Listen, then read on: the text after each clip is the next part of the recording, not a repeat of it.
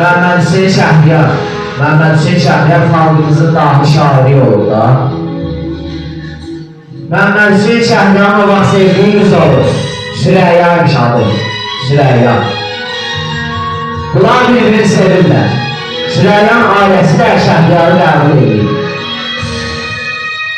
Sürəyyanın qohumu Əbdülhüseyin Teymurtaş. Sürəyya aşıq olur.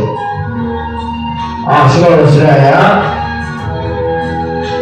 Bir gün Şəhriyar xəstəxanada təcrübə keçirmiş. Baş həkim çağırır bunu otağına. Gəlir mayor. Allah mayor deyilək, doktorisi.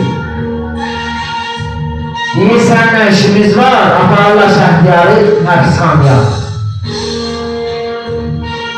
Teymurtaş da həbsxanadakı məmurlara tapşırır ki, onu öldürsünlər.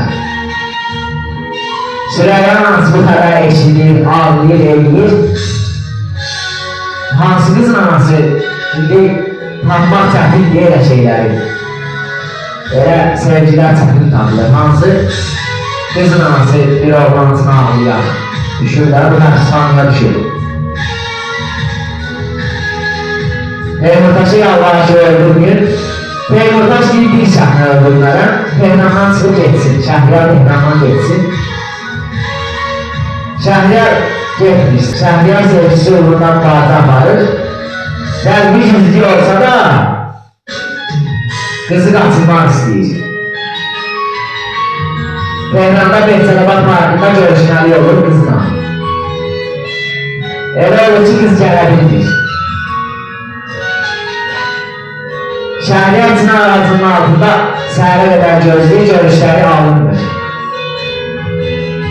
O deyirlər ki, Behçəlabat parkında xatirə var. Behçəlabat xatirəsi. Həmin xatirə budur. Şəhriyarın həyatında ən ağrılı, ən acı, ona ən çox təsir edən məqam budur. Orada olur. Şəhriyarı Teymurtaş Tehrandan sökün elətdirir. Şəhriyarla Sürəyya bir-birindən ayrı düşür. Sonralar Teymurtaş çox yaşamır. Şəhriyarın cəhdi tutur da, zindanda ölür. Şəhriyar özü seyid olur.